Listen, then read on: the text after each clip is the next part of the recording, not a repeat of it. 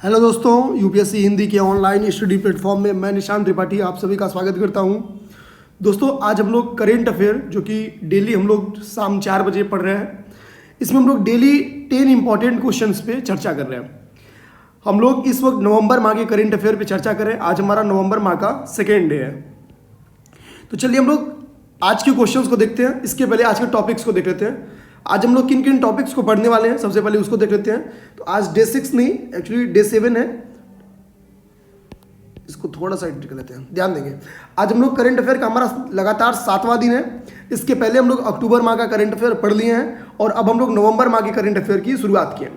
नवंबर माह के current affair का ये दूसरा क्लास है, हम लोग कह सकते हैं सेकेंड क्लास है इसकी। आज के जो हमारे टॉपिक है वो है पोर्ट ऑफ जिंगटोंग, जो कि हाल ही में न्यूज में था। ये क्यों, इसको देख लेंगे। हुनर हाट को देख लेंगे, वेरी इंपॉर्टेंट है, मेरे से लिख लीजिए, इस बार वेरी इंपॉर्टेंट है ये। और इस बार यूपी पीसीएस के पेपर में यहाँ से क्वेश्चन आना ही आना है। ये एक आउट क्वेश्चन है, ये 100% गारंटी है। आगे तीसरा है ट्रिस्टन द कुन्हा द्वीप कहाँ है, A68A, जो हाल ही में चर्चा में रहा, ये क्या है। आगे हम लोग देख लेंगे कि virtual global investor round table के बारे में देख लेंगे, हाल में चर्चा में रहा ये। टॉरबॉल क्या है, सेंट्रल विस्टा पुनर्विकास परियोजना, ये भी न्यूज में रही है अक्सर, मतलब ये तो कोई मंथ ऐसा नहीं जिसमें न्यूज में ना रही हो, तो इसको भी एक बार देख ही लेंगे। मिशन सागर को देख लेंगे। कार्बन उत्सर्जन को लेके जो एक रिपोर्ट्स आई है उसको देख लेंगे। फास्ट ट्रैक के बारे में इसके पहले हम लोग थोड़ा सा देख लेंगे, एक इंपॉर्टेंट फैक्ट बचा हुआ है उसको देख लेंगे। तो फिर वीडियो को शुरू करने के पहले फिर वही एक रिक्वेस्ट है कि आप लोग ज़्यादा से ज़्यादा इस चैनल को सब्सक्राइब करें और इस डेली करंट अफेयर प्रोग्राम को अपने दोस्तों में शेयर करें। अपने दोस्तों में शेयर करें। हम लोग कोशिश करेंगे कि जल्द ही जीएस की डेली जो एक 10 क्वेश्चन का 10 क्वेश्चन की जगह पे हम लोग डिसाइड किए हैं, एक 20 क्वेश्चन का हम लोग जीएस का प्रोग्राम लेके आएंगे। उम्मीद करते हैं कि ये जीएस की जो प्रोग्राम है ये जल्द से जल्द स्टार्ट हो जाए। तो चलिए स्टार्ट करते हैं। आज का 11वां नंबर जो क्वेश्चन है, जो क्योंकि हमारा सेकेंड डे है, 1 से 10 नंबर क्वेश्चन हम लोग कल कर चुके थे। जो दोस्त इस वीडियो को पहली बार देख रहे हैं, डिस्क्रिप्शन बॉक्स में इसकी लिंक दे दी जाएगी। वैसे आप जस्ट इसके ऊपर है, आप वीडियो थोड़ी सी खोज सकते हैं, इसलिए आपको मिल जाएगी। हम लोग जस्ट ही क्या करेंगे, जब नवंबर माह का करंट अफेयर का लास्ट दिन रहेगा, सारे की प्लेलिस्ट बना देंगे। अब आते हैं हम लोग पोर्ट ऑफ जिंगटोंग, जो कि इसको देख लेते हैं। पोर्ट ऑफ जिंगटोंग जो कि एक कृत्रिम द्वीप वाटर अंतर्राष्ट्रीय समुद्री बंदरगाह है, कहाँ स्थित है। ध्यान देंगे, पोर्ट ऑफ जिंगटोंग जो कि एक कृत्रिम डीप वाटर अंतर्राष्ट्रीय समुद्री बंदरगाह है, कहाँ स्थित है। तो ध्यान देंगे, ऑप्शन क्या है, चीन में, फ्रांस में, जापान में या थाईलैंड में। तो सही इसका आंसर है ऑप्शन नंबर ए, चीन में स्थित है। पोर्ट ऑफ जिंगटोंग जो कि कृत्रिम डीप वाटर अंतर्राष्ट्रीय समुद्री बंदरगाह है, ये चीन में स्थित है। अगर इसकी लोकेशन आप देखना चाहते हैं तो देखिए यहाँ पे हम इसको रख लिए हैं, इसलिए इसको जूम करते हैं। आप लोग देख लीजिए, एक सेकेंड, इसको आप लोग देख सकते हैं। देखिए यहाँ पे लिखा हुआ है, आप लोग यहाँ पे ध्यान से देखेंगे तो साफ साफ लिखा हुआ है जिंगटोंग पोर्ट। और आप अगर ये लोकेशन को थोड़ा भी फोकस करेंगे तो देखिए चाइना का लोकेशन है, तो ये चाइना में स्थित है। यहाँ पे आप इस चाइना सी की जो बाउंड्री लाइन है वो देख सकते हैं। यहाँ पे नीचे जापान है। तो इस तरह से हम लोग कह सकते हैं कि जो और ये जिंगटोंग ये कहाँ पे है, चीन में है। नाम से भी लग रहा था चीन का ही होगा।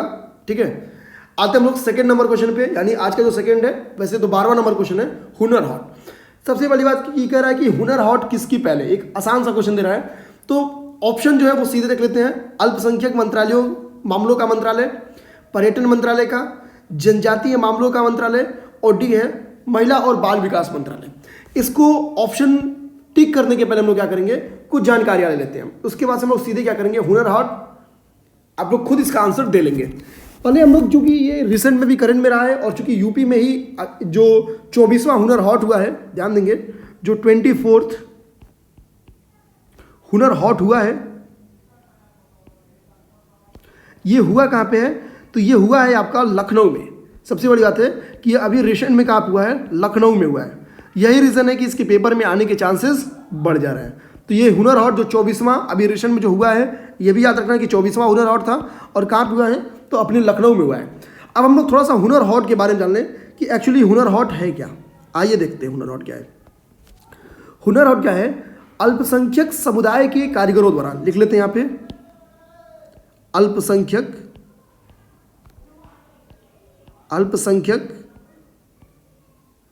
समुदाय के, थोड़ा सा आज की वीडियो में प्रॉब्लम दिख सकती है क्योंकि बाहर थोड़ी वॉइस हो रही है, क्योंकि वादा था कि कंटिन्यूटी के साथ आप लोग को वीडियो मिलता रहे, इसलिए वैसे कोशिश की गई है कि जो बाहर की आवाज़ वो कम आए, लेकिन फिर भी हमको पता है कि आवाज़ चूँकि थोड़ी तेज़ हो रही है बाहर, तो थोड़ी थोड़ी वॉइस जा रही होगी। उम्मीद करते हैं कि आप लोग इतना तो सह लेंगे।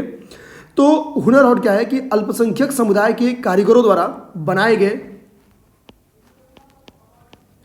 गए हस्तशिल्प, अल्पसंख्यक समुदाय के कारीगरों द्वारा बनाए गए हस्तशिल्प और पारंपरिक उत्पादों की प्रदर्शनी है। और पारंपरिक उत्पादों की प्रदर्शनी है। पारंपरिक उत्पादों की प्रदर्शनी है, इस चीज को ध्यान देंगे। ये तो हो गया हुनर हाट। अब बात आती है कि देश में पहले हुनर हाट का आयोजन कब किया गया था। तो ध्यान देंगे, देश में पहले हुनर हाट का आयोजन नवंबर 2016 में किया गया था। देश में पहले हुनर हाट का आयोजन नवंबर 2016 में किया गया था। ये दूसरा फैक्ट है। कहाँ किया गया था? तो प्रगति मैदान नई दिल्ली में किया गया था। प्रगति मैदान न्यू दिल्ली में किया गया था। इस चीज़ को ध्यान देना है। अब हम लोग थोड़ा सा आगे आते हैं। अभी जो 24वां हुनर हाट हुआ है, इसकी सब्जेक्ट क्या थी? तो ध्यान देंगे, इसका जो सब्जेक्ट था वो था वोकल फॉर लोकल। इसका सब्जेक्ट था वोकल फॉर लोकल। ये थी इसकी थीम थी। तो ध्यान देंगे, अगर पूछता आपसे कि इस बार की हुनर हाट की थीम क्या थी, तो इसकी थीम थी वोकल फॉर लोकल। आगे हम लोग देखें तो इसका आयोजन कौन किया? तो इसके आयोजन करता है, इसका ऑप्शन नंबर जो ए है, अल्पसंख्यक मामलों का मंत्रालय, इसके द्वारा किया जाता है। और किस योजना के तहत, पेपर में क्वेश्चन आ सकता है कि अल्पसंख्यक मामलों के मंत्रालय के द्वारा तो किया जाता है, लेकिन किस योजना के तहत? तो ध्यान देंगे, उस्ताद योजना के तहत। इस चीज को ध्यान देना है, उस्ताद योजना के तहत।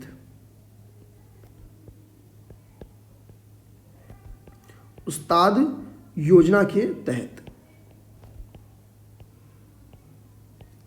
इस चीज को ध्यान देंगे, उस्ताद योजना के तहत।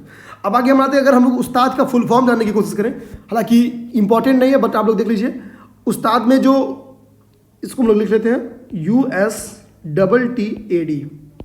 तो यहाँ पे यू जो है, इसका मतलब है अपग्रेडिंग द स्किल। एस का मतलब होता है स्किल। ये जो पहला टी है, इसका मतलब है ट्रेनिंग, और इस वाले डी का मतलब है ट्रेडिशनल।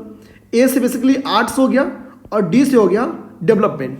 ठीक है, तो बेसिकली उस्ताद योजना का पूरा नाम अगर बोले तो विकास के लिए पारंपरिक कलाओं में कौशल और प्रशिक्षण का उन्नयन।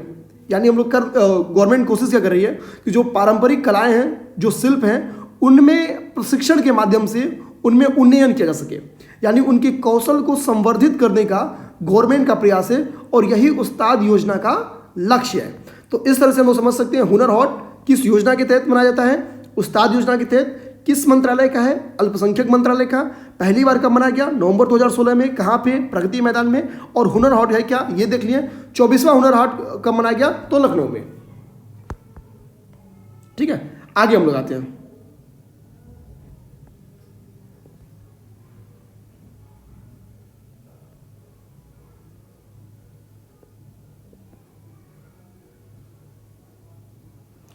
आगे बोलते हैं ये 13वां नंबर क्वेश्चन। 13वां नंबर क्वेश्चन कह रहा है कि क्रिस्टन दा कुन्हा, ध्यान देंगे, क्रिस्टन दा कुन्हा निम्न में से किस महासागर में ज्वालामुखी द्वीपों का एक दूरस्थ समूह है? ध्यान देंगे, 13वां नंबर क्वेश्चन है, क्रिस्टन दा कुन्हा निम्न में से किस महासागर में ज्वालामुखी द्वीपों का एक दूरस्थ समूह है? इसका आंसर देने के पहले हम लोग सीधा इसको नीचे इस द्वीप को ही देखते हैं। यहाँ पे हम सारा रख लिए हैं ताकि परेशान ना होना पड़े। देखिए यहाँ पे ट्रिस्टन दा कुन्हा, यहाँ पे द्वीप आप इजीली देख लीजिए। जस्ट ऊपर उसके महासागर का नाम भी लिखा हुआ है, आप लोकेशन से भी देख सकते हैं। ये आप देख लीजिए कि दक्षिण अमेरिका हो गया, और इसके नीचे स्थित है, यानी ये साउथ अटलांटिक सी में स्थित है। इजीली यहाँ पे देख सकते हैं आप लोग। इसका आंसर हो गया साउथ अटलांटिक सी में स्थित है। चूंकि अब यहाँ पे फिगर देख लेंगे, अक्सर क्या होता है ना कि जो दक्षिण अमेरिका है, साउथ अमेरिका है, जो यहाँ से मैपिंग बेस्ड क्वेश्चन आ सकता है। तो यहाँ पे ध्यान देंगे, बेसिकली आगे जगह बोल्विया को थोड़ा फोकस करिए। बोल्विया एक लैंड लॉक देश है। इसके बाद से पराग्वे यहाँ पे है, पराग्वे भी एक लैंड लॉक देश है। इस चीज़ को ध्यान देंगे। तो यहाँ पे दो ऐसे देश हो गए, कौन कौन से? बोल्विया और पराग्वे। ये दोनों बेसिकली लैंड लॉक्ड हैं जो अभी दिख रहे हैं अपने को। तो इस तरह से हम लोग कर सकते हैं। अगर ये एग्जाम में क्वेश्चन आना होगा तो चांस है कि यहाँ से क्वेश्चन बन जाए, क्योंकि लैंड लॉक में क्वेश्चन बनते ही बनते हैं। या तो वो देखेंगे बेसिकली यहाँ से बन जाता है, नहीं तो वो अफ्रीका के बीच से बन जाता है, साउथ जो अपना हम लोग कैसे दक्षिण पूर्व एशिया वहाँ से बन जाता है क्वेश्चन, और यूरोप से बनने के चांसेस कम होते हैं। बेसिकली इन 3 से ही बन जाते हैं। ठीक है, तो इस चीज़ को ध्यान देना है। तो हम लोग मैप से ही अंदाज लगा लें कि इसका सही क्या है। तो इसका सही आंसर हम लोग बता सकते हैं, क्योंकि अटलांटिक महासागर यहाँ पे लिखा है। एग्जैक्ट भी अगर पूछते तो दक्षिणी अटलांटिक महासागर में स्थित है। तो इस तरह से 13वें नंबर क्वेश्चन का आंसर है सी। एक चीज बस ध्यान ये देने की बात है कि जो ट्रिस्टन दा कुन्हा है दक्षिणी अटलांटिक महासागर में ज्वालामुखी द्वीपों का दूरस्थ समूह है, जिसको हम लोग देख लिए। यह दुनिया में सबसे दूरस्थ बसा हुआ द्वीप समूह है। इंपॉर्टेंट क्या है इसको नोट के तौर पे आप लोग देख लीजिए, और यहाँ पे हम लिखते रहे उसको। ध्यान देंगे कि जो ट्रिस्टन यहाँ पे शॉर्ट में लिखते हैं द कुन्हा है, ठीक है, टीटीसी इसको शॉर्ट में लिख देते हैं। बेसिकली ये अपने स्वयं के संविधान के साथ, इसका खुद का संविधान है, अपने स्वयं के संविधान के साथ, क्योंकि अक्सर इसको मैचिंग कराने के लिए ऐसे क्वेश्चन आते हैं, क्या पता यही आ जाए। स्वयं के संविधान के साथ एक ब्रिटिश प्रवासी क्षेत्र है। ध्यान देंगे, एक ब्रिटिश प्रवासी क्षेत्र है, ब्रिटिश प्रवासी क्षेत्र है। तो इसको ध्यान देना है। पेपर में ये भी आ सकता है कि ये, ठीक है, तो यहां पे इसको फोकस करना है कि ये ब्रिटिश प्रवासी क्षेत्र है। इस चीज को ध्यान में रखते हुए, हो क्या रहा भाई तुम, एक सेकेंड, एक ब्रिटिश प्रवासी क्षेत्र है। आगे हम लोग आते हैं 14वां नंबर क्वेश्चन पे, और कह रहा है कि हाल ही में समाचार पत्रों में देखा गया A68A, ये क्या है। मैक्सिमम जिनको नहीं पता होगा वो क्षुद्रग्रह मार देंगे।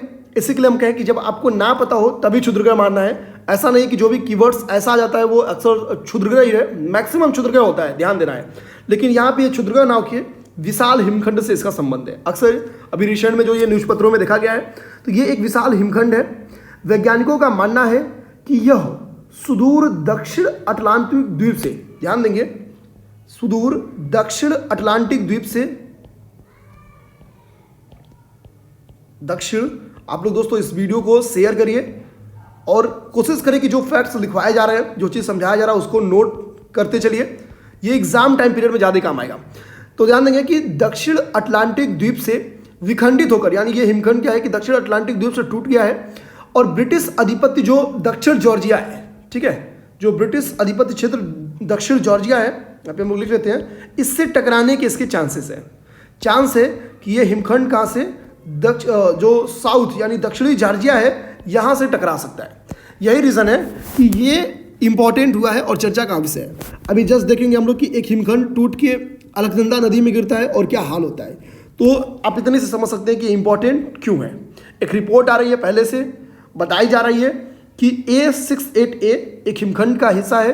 किस हिमखंड का, तो दक्षिणी अटलांटिक द्वीप के एक हिमखंड है। बेसिकली ये कहाँ से टकरा सकता है, दक्षिणी जॉर्जिया से। एक बार आप लोग क्या करिए कि इसकी लोकेशन देख लीजिए, एक बार आप लोग होमवर्क के तौर पे इसकी लोकेशन देख लीजिए। अब हम लोग आते हैं अगले क्वेश्चन पे, 15वां नंबर क्वेश्चन। 15वां नंबर क्वेश्चन क्या है, 15वां नंबर क्वेश्चन है virtual global investor round table का आयोजन किस मंत्रालय के द्वारा या किस संस्था के द्वारा किया गया। तो ध्यान देंगे, हाल ही में प्रधानमंत्री ने देश में निवेश को आकर्षित करने के लिए, यानी इसका टारगेट क्या है, तो इन्वेस्टमेंट अर्थात निवेश को आकर्षित करना, यहाँ पे लिख लेते हैं, निवेश को आकर्षित करने के लिए, निवेश को आकर्षित करने के लिए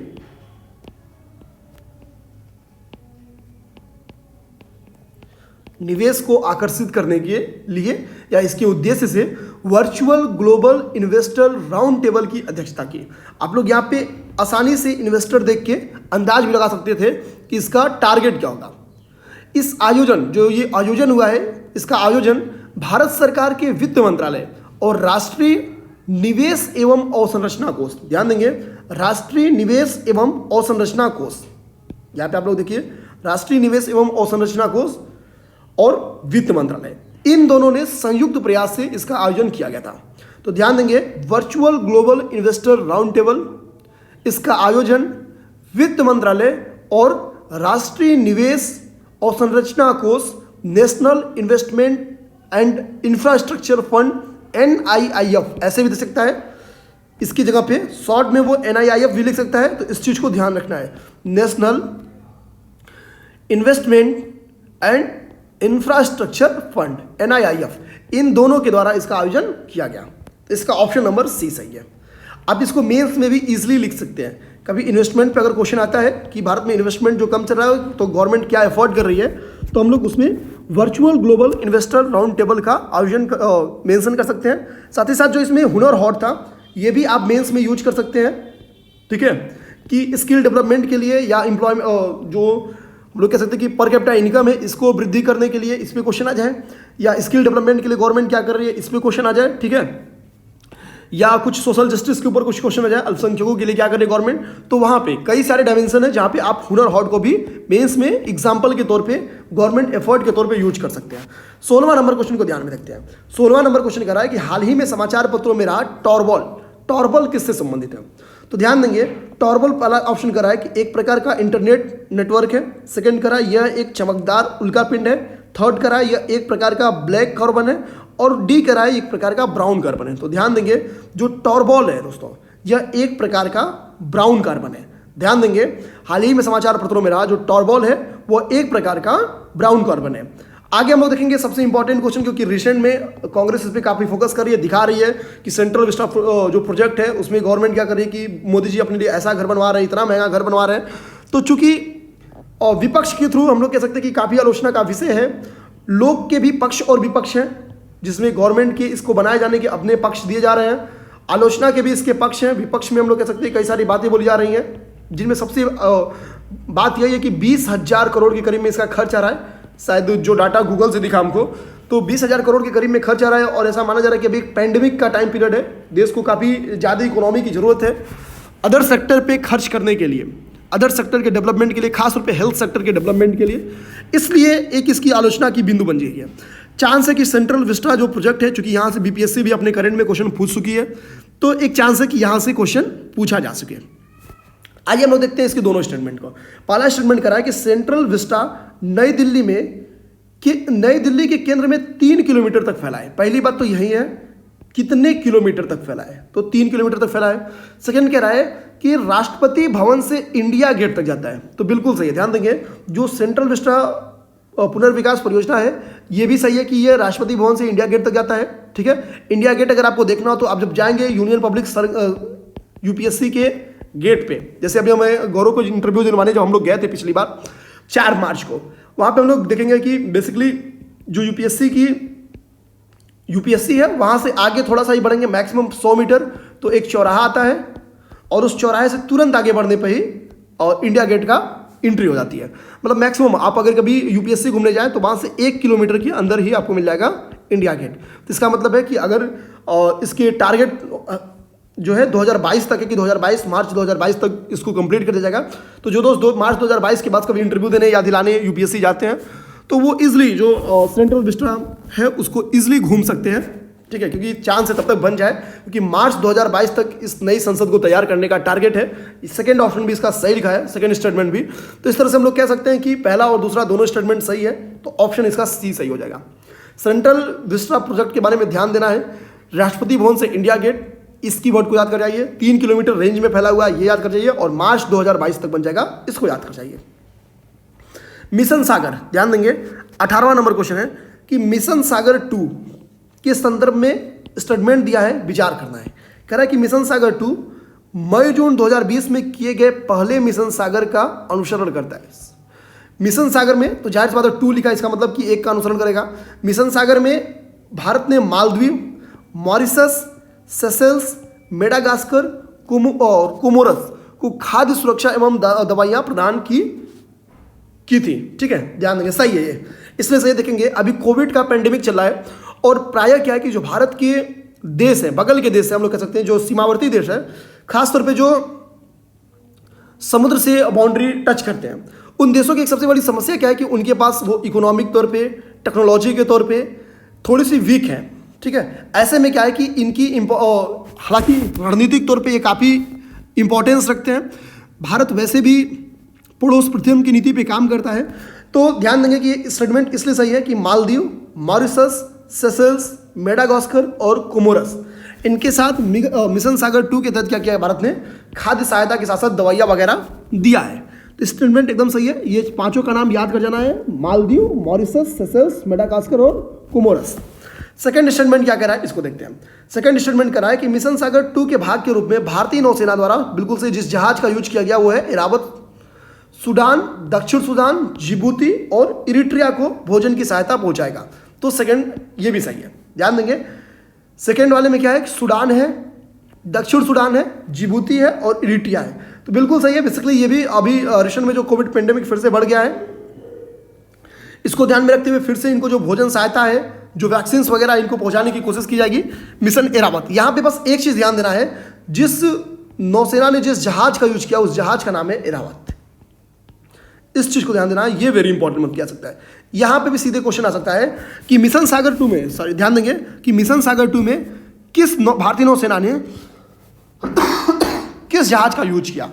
तो ध्यान देंगे यहां पे याद रखने का काम है इरावत, क्योंकि फैक्चुअल पेपर है तो कुछ भी आ सकता है, ठीक है। क्या पता कि मिशन सागर 2 में किसकी किसकी मदद की जा रही है, इसी का नाम आ जाए सूडान, दक्षिण सूडान, जिबूती और इरिट्रिया। तो ये भी याद करेंगे, पेपर में सीधा क्वेश्चन बन सकता है कि इनमें से कौन सा नहीं है, क्योंकि 4 है, कोई एक हटा के दूसरा ऐड कर देगा।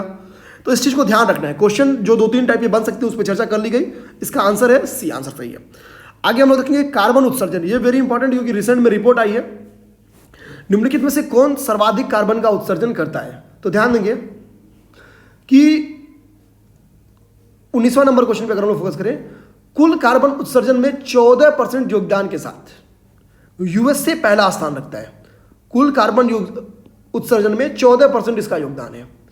उसके पास से ध्यान देंगे, सॉरी यूएसए पहला स्थान नहीं रखता है, चीन पहला स्थान रखता है 26% के साथ। चीन पहला स्थान रखता है 26% के साथ, ठीक है। अब आगे हम लोग देखें, यूरोपीय संघ में अगर यहां पे ईयू लिखा हुआ है, ठीक है, ईयू 9% का कंट्रीब्यूशन है और भारत का 7% है, यानी मैक्सिमम आप अंदाजा लगा लीजिए। तो मैक्सिमम हो गया आपका, चाइना फर्स्ट पे है, यूएसए सेकेंड हो गया, ईयू थर्ड हो गया और भारत अभी ऑप्शन के हिसाब से फोर्थ हो गया। तो सबसे ज्यादा पूछ दे तो ऑप्शन हो गया चीन। लास्ट नंबर क्वेश्चन पे हम लोग आएंगे आज का, और 20वां नंबर क्वेश्चन है कि किस तारीख से सभी 4 पहिया वाहनों के लिए फास्टैग अनिवार्य है, वो तारीख बतानी है। ऐसे क्वेश्चंस आते रहे पिछले दिनों में, तो ध्यान देंगे इसका सही आंसर है 1 जनवरी 2021। अभी क्या हुआ क्या है, सड़क परिवहन और रोजगार मंत्रालय, सॉरी राजमार्ग मंत्रालय, सड़क परिवहन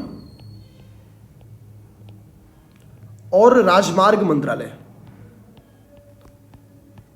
राजमार्ग मंत्रालय ने अधिसूचना जारी करते हुए इसको अनिवार्य कर दिया है। इस चीज को ध्यान देंगे। अब इस चीज को ध्यान देना है, फास्टैग के बारे में अगर आप लोग जानना चाहते हैं कि फास्टैग क्या है, तो बस इसको ध्यान दे दीजिए कि फास्टैग क्या है, कि भारत में एक इलेक्ट्रॉनिक टोल संग्रहण प्रणाली है। फास्टैग क्या है, भारत में एक इलेक्ट्रॉनिक टोल संग्रहण प्रणाली है, जिसे भारतीय राष्ट्रीय राजमार्ग प्राधिकरण द्वारा, जिसे भारतीय राष्ट्रीय राजमार्ग प्राधिकरण द्वारा संचालित किया जा रहा है। तो सबसे पहली बात क्या है कि यह एक इलेक्ट्रॉनिक टोल संग्रहण प्रणाली है। पहली बात, यह एक इलेक्ट्रॉनिक